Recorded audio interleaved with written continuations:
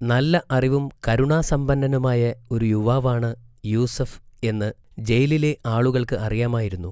അവർ അദ്ദേഹത്തെ സ്നേഹിക്കുകയും ബഹുമാനിക്കുകയും ചെയ്തു. അതേസമയം മറ്റു രണ്ടുപേർ ജയിലിലെത്തിച്ചേർന്നു.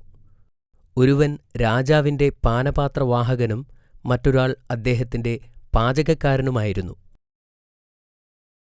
ആ രാത്രിയിൽ പുതുതായി വന്ന ആ രണ്ടു തടവുകാർ വിചിത്രമായ ഒരു സ്വപ്നം കണ്ടു. അവർ ഉണർന്നപ്പോൾ സ്വപ്നത്തിന്റെ അർത്ഥം മനസ്സിലാക്കാൻ കഴിയാതെ അവർ ആശയക്കുഴപ്പത്തിലായി. അടുത്ത ദിവസം അവർ പ്രവാചകനെ കണ്ടപ്പോൾ യൂസഫ് ഒരു സാധാരണ കുറ്റവാളിയല്ലെന്ന് അവർ തിരിച്ചറിഞ്ഞു. അവർ അദ്ദേഹത്തിന്റെ അടുത്തു ചെന്ന് അവരുടെ സ്വപ്നത്തെപ്പറ്റി പറഞ്ഞു. ഞാൻ വളരെ വിചിത്രമായ ഒരു സ്വപ്നം കണ്ടു. രാജാവിന്റെ പാചകക്കാരൻ പറഞ്ഞു, ഞാൻ എന്റെ തലയിൽ അപ്പവുമായി ഒരു സ്ഥലത്ത് നിൽക്കുകയായിരുന്നു.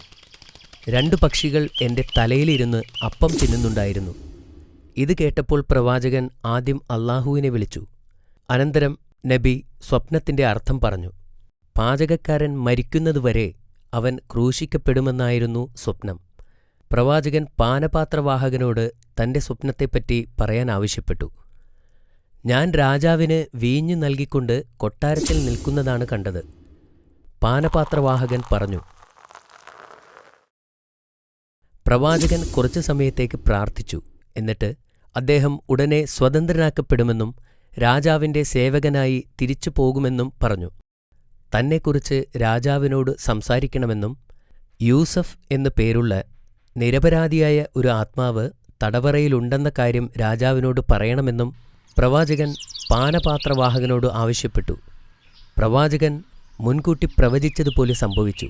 പാചകക്കാരൻ കുരിശിലേറ്റപ്പെടുകയും പാനപാത്രവാഹകൻ കൊട്ടാരത്തിലേക്ക് മടങ്ങുകയും ചെയ്തു. എന്നാൽ അയാൾ ജോലിയിൽ തിരിച്ചെത്തിയ ഉടൻ ശൈത്താൻ അയാൾക്ക് പ്രവാചകനെക്കുറിച്ച് മറവി നൽകി.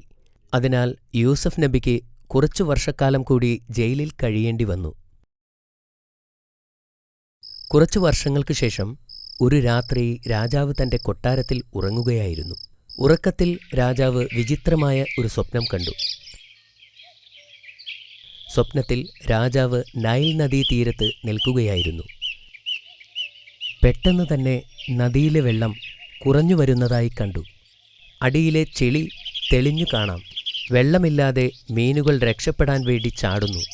തുടർന്ന് വെള്ളത്തിൽ നിന്നും 7 തടിച്ചു കൊഴുത്ത പശുക്കൾ ഉയർന്നു വരികയും അവയെ മെലിഞ്ഞുണങ്ങിയ 7 പശുക്കൾ പിന്തുടരുന്നതും അദ്ദേഹം കണ്ടു. മെലിഞ്ഞ പശുക്കൾ കൊഴുത്ത പശുക്കളെ വിഴുങ്ങാൻ തുടങ്ങി. രാജാവ് ഇത് കണ്ട് ഭയന്നു. അതിനുശേഷം നദീതീരത്ത് 7 പച്ചിലച്ചെടികൾ വളരുകയും പെട്ടെന്ന് അവ അപ്രത്യക്ഷമാവുകയും ചെയ്തു. പിന്നീട് അതിൻ്റെ സ്ഥാനത്ത് 7 ഉണങ്ങിയ ചെടികൾ വളർന്നു. രാജാവ് തൻ്റെ സ്വപ്നത്തിൽ നിന്നും ഞെട്ടിയുണർന്നു.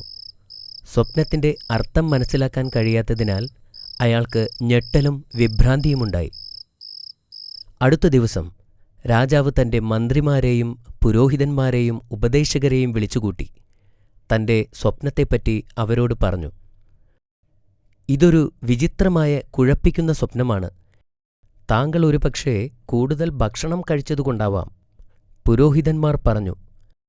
നിങ്ങൾ ഒരു പുതപ്പില്ലാതെ ഉറങ്ങിയതുകൊണ്ടാവാം. മന്ത്രി പറഞ്ഞു. ഇത് ഒരു ദുസ്വപ്നം മാത്രമാണെന്നും അതിനെക്കുറിച്ച് വിഷമിക്കേണ്ട കാര്യമില്ലെന്നും അവരെല്ലാവരും പറഞ്ഞു. ഈ വാർത്ത പാനപാത്രവാഹകനിലുമെത്തി. അദ്ദേഹം ജയിലിലടയ്ക്കപ്പെട്ടപ്പോൾ കണ്ട സ്വപ്നത്തെക്കുറിച്ച് ഓർത്തു. പെട്ടെന്ന് അദ്ദേഹത്തിന് യൂസഫ് നബിയെക്കുറിച്ച് ഓർമ്മ വന്നു. അദ്ദേഹം രാജാവിൻ്റെ അടുത്തേക്ക് ഓടിച്ചെന്ന് പ്രവാചകനെപ്പറ്റി പറഞ്ഞു. കാരാഗൃഹത്തിലായിരുന്നപ്പോൾ തന്റെ സ്വപ്നം വ്യാഖ്യാനിച്ച കാര്യം രാജാവിനോട് പറഞ്ഞു. യൂസഫ് നബി തന്റെ നിരപരാധിത്വത്തെക്കുറിച്ച് രാജാവിനോട് പറയാൻ ആവശ്യപ്പെട്ടിരുന്നു. എന്നാൽ ഞാനത് മറന്നുപോയി. ഉടനെ രാജാവ് അയാളെ പ്രവാചകനെ കാണാൻ പറഞ്ഞയച്ചു. പാനപാത്രവാഹകൻ പ്രവാചകനെ കണ്ടുമുട്ടി രാജാവിന്റെ സ്വപ്നത്തെക്കുറിച്ച് പറഞ്ഞു. പ്രവാചകൻ അല്ലാഹുവിനോട് പ്രാർത്ഥിക്കുകയും പിന്നീട് സ്വപ്നത്തിന്റെ അർത്ഥം വിശദീകരിക്കുകയും ചെയ്തു. രാജ്യത്ത് 7 വർഷം സമ്പന്നമായ വിളവെടുപ്പുണ്ടാകും. അദ്ദേഹം പറഞ്ഞു. മണ്ണിൽ നന്നായി കൃഷി ചെയ്താൽ നല്ല വിളവുണ്ടാകും. ആളുകൾക്ക് ധാരാളം ഭക്ഷണമുണ്ടാകും. ഇതിനെ തുടർന്ന് രാജ്യത്ത് 7 വർഷത്തെ വരൾച്ചയുണ്ടാകും. ആവശ്യത്തിന് ഭക്ഷണമുണ്ടാവില്ല. ഈജിപ്ത് മുഴുവൻ ദാരിദ്ര്യത്തിലാവും. യൂസഫ് നബിയെ ജയിൽ മോചിതനാക്കാനും തന്റെ മുൻപിൽ ഹാജരാക്കാനും രാജാവ് ആജ്ഞാപിച്ചു. രാജാവിന്റെ ദൂതന്മാർ ജയിലിലെത്തി പ്രവാചകനെ മോചിപ്പിച്ചു. എന്നാൽ ജയിലിൽ നിന്നിറങ്ങാൻ പ്രവാചകൻ തയ്യാറായില്ല. എന്റെ നിരപരാധിത്വം തെളിയിക്കുന്നതുവരെ ഞാൻ ഈ ജയിലിൽ നിന്നും പുറത്തിറങ്ങില്ല എന്ന് പ്രവാചകൻ അവരോട് പറഞ്ഞു. ദൂതൻ രാജാവിന്റെ അടുത്ത് മടങ്ങിവന്നു.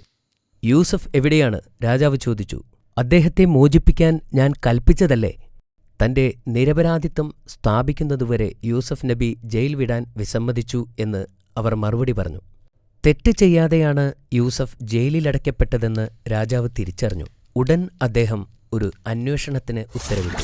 മുഖ്യമന്ത്രിയുടെ ഭാര്യ സുലൈഖയെ കോടതിയിൽ ഹാജരാക്കി. അന്നത്തെ ആർഭാട വിരുന്നിൽ പങ്കെടുത്ത മറ്റു മന്ത്രിമാരുടെ ഭാര്യമാരെയും. എന്താണ് യൂസഫിന്റെ കഥ? രാജാവ് ചോദിച്ചു. മുഖ്യമന്ത്രിയുടെ ഭാര്യയെ അദ്ദേഹം അപമാനിക്കാൻ ശ്രമിച്ചു എന്നത് സത്യമാണോ?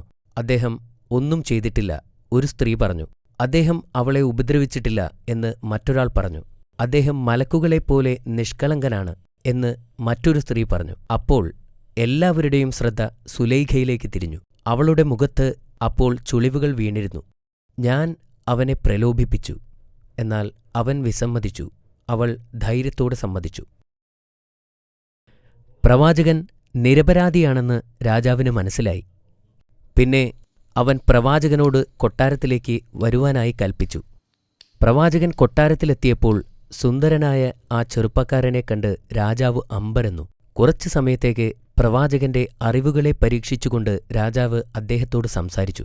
പ്രവാചകന്റെ മറുപടികൾ രാജാവിനെ അത്ഭുതപ്പെടുത്തുകയും യൂസഫ് നബി വളരെ ബുദ്ധിമാനാണെന്ന് രാജാവിന് ബോധ്യപ്പെടുകയും ചെയ്തു. പിന്നെ സംഭാഷണം സ്വപ്നത്തിലേക്ക് തിരിഞ്ഞു. വരാനിരിക്കുന്ന ക്ഷാമത്തിനെതിരെ ആസൂത്രണം ആരംഭിക്കാൻ അദ്ദേഹം രാജാവിനോട് ഉപദേശിച്ചു. ക്ഷാമം ഈജിപ്തിനെ മാത്രമല്ല എല്ലാ അയൽ രാജ്യങ്ങളെയും ബാധിക്കുമെന്ന് അദ്ദേഹം രാജാവിനോട് പറഞ്ഞു. രാജാവ് പ്രവാചകനെ കർഷകരുടെ ധാന്യപ്പുരകളെ നിയന്ത്രിക്കാനായി നിയമിച്ചു. രാജ്യത്തെയും വിളകളെയും പ്രതീക്ഷിച്ച ക്ഷാമത്തിൽ നിന്നും രക്ഷിക്കാനുള്ള ആസൂത്രണങ്ങളുടെ ഉത്തരവാദിത്വമായിരുന്നു അത്. കാലചക്രങ്ങൾ തിരിഞ്ഞു.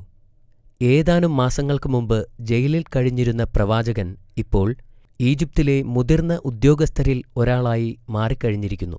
തുടർന്നു വന്ന 7 വർഷങ്ങളിൽ പ്രവാചകൻ കൃഷിക്കാരന്റെ മേൽ പൂർണ്ണ നിയന്ത്രണത്തിലായിരുന്നു. വിളകളുടെ വിളവെടുപ്പും സംഭരണവും അദ്ദേഹം വിശ്വസ്തയോടെ നിർവഹിച്ചു. വരാനിരിക്കുന്ന ക്ഷാമക്കാലത്തേക്കുള്ള ധാന്യങ്ങൾ അദ്ദേഹം ശ്രദ്ധാപൂർവം ശേഖരിച്ചു സംരക്ഷിച്ചു. പിന്നെന്തുണ്ടായി? ബാക്കി കഥ ഞാൻ നിനക്ക് നാളെ പറഞ്ഞു തരാം. മാഷാ അല്ലാ, നല്ല രസകരമായ കഥ.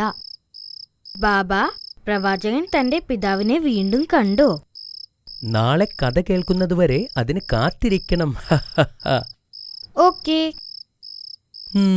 നീ ചോദ്യങ്ങൾക്ക് തയ്യാറാണോ അമീർ? യെസ്. എന്നാൽ പറയൂ, പ്രവാചകൻ തടവിലായിരുന്ന സമയത്ത് വന്ന് ആ 2 തടവുകാർക്ക് എന്തായിരുന്നു ജോലി? ഒരാൾ പാചകക്കാരനും മറ്റേയാൾ പാനപാത്രവാഹകനുമായിരുന്നു. That is correct.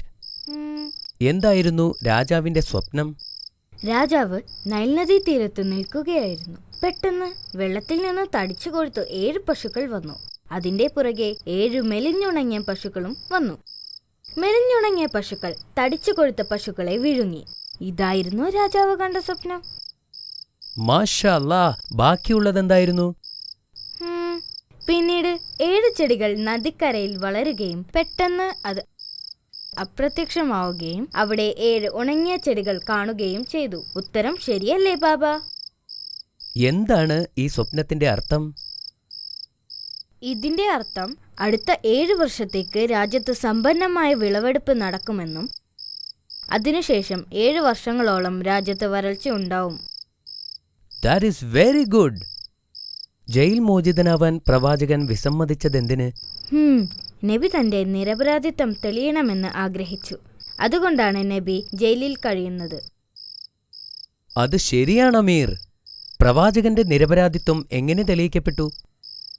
രാജാവ് മുഖ്യമന്ത്രിയുടെ ഭാര്യയെ വിരുന്നിൽ പങ്കെടുത്ത മറ്റു സ്ത്രീകളോടൊപ്പം വിളിപ്പിക്കുകയും സുലേഖയുടെ മുമ്പിൽ വെച്ച് ചോദ്യം ചെയ്തപ്പോൾ അവർ സത്യം പറയുകയും ചെയ്തു.